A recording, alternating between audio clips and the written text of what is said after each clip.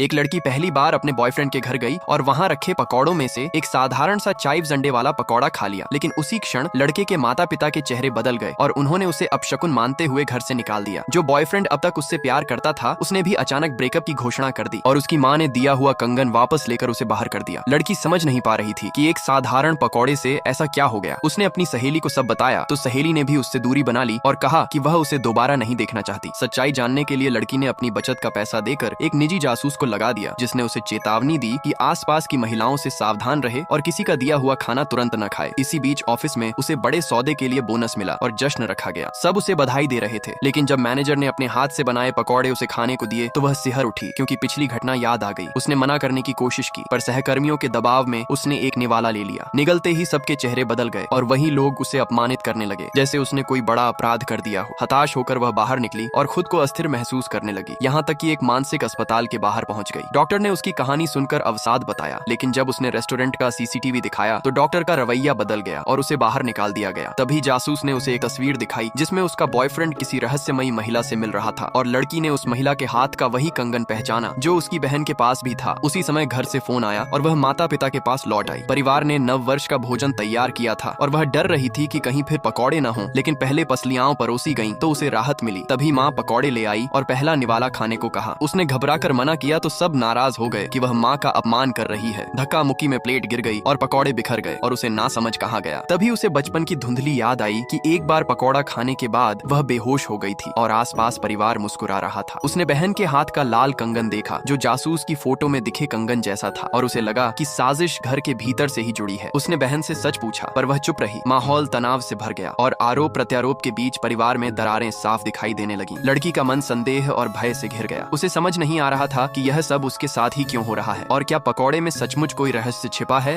या किसी ने उसके विश्वास के साथ खेल किया है। अब उसके सामने दो ही रास्ते थे, या तो वह सबको भ्रम माने और चुप रहे या फिर परत दर परत सच उजागर करे, चाहे उसके लिए उसे अपने ही परिवार से सवाल क्यों न करने पड़े। कहानी यहीं से एक ऐसे मोड़ पर पहुंचती है जहां विश्वास, भय और साजिश एक साथ उलझ जाते हैं और लड़की यह ठान लेती है कि वह जानकर रहेगी कि आखिर एक साधारण पकौड़ा उसके जीवन को बार बार क्यों बदल देता है।